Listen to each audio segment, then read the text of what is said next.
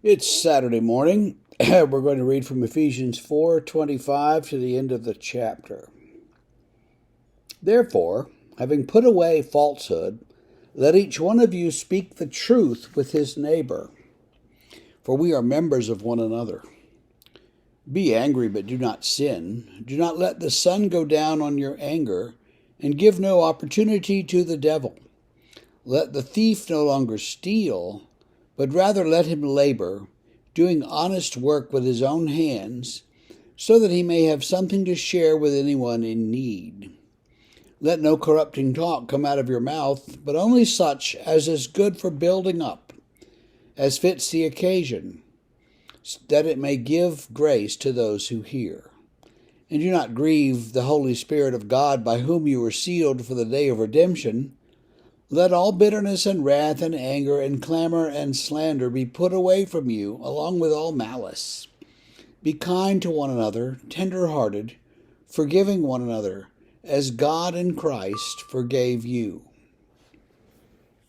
So here we have some advice from Paul about how to get along with each other and what to do. And what strikes me is that most of what he talks about here is the way that we talk, the way that we speak.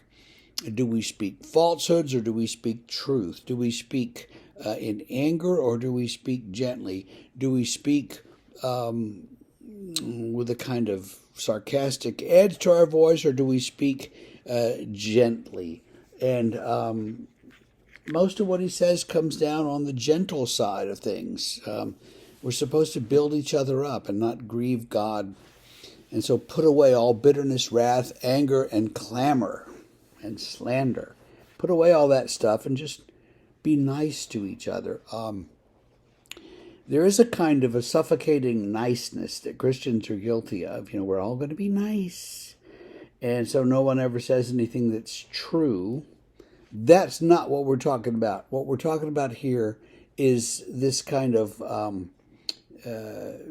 being nice in what we say, so that what we say builds up other people and doesn't, condemn those who aren't with us, for instance. So there's something to that. I remember one place that I lived, there were lots of local churches on TV, and there was this one guy who'd get on the TV, and if you turned the sound off so that you couldn't hear him, all you could do was see him, he was angry, and he was just practically spitting with anger. And yet I knew a couple of people who actually knew that guy. I think his church had all 10 people, but he'd get on there and he'd be angry and he'd let us all have it. And they said, actually, he's very, very kind. It's just his style of preaching comes out as anger if you turn the sound off. Turn the sound back on, it wasn't quite as angry as it seemed to be, though he still came across as kind of angry. And it struck me that maybe his anger was more based in differences of education and social status and things like that than it was the actual issue that he was talking about. But I'll leave that guy aside. Just an example. We've all heard people that who can be so kind and so nice and just stick the knife in and turn it and turn it and turn it with a smile on their face, and you wonder, well, are you angry with me or not? Are you you have to kind of figure people out sometimes, and it's hard. So Paul is saying, don't do that.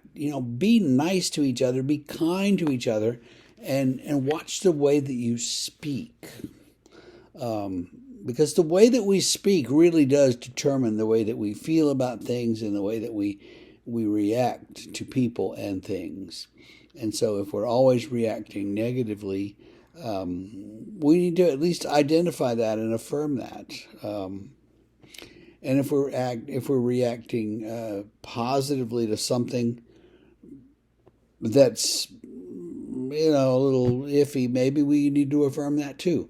So let's take a look at how we react and how we speak about things, and whether our speech builds up other people or brings them down, and that's a real issue.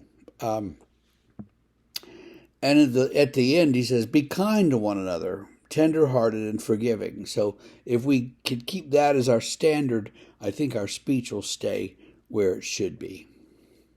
Well, I hope that you have a great day on this beautiful fall day, and I hope that you have a good time tomorrow at church, and we will see you here again Monday.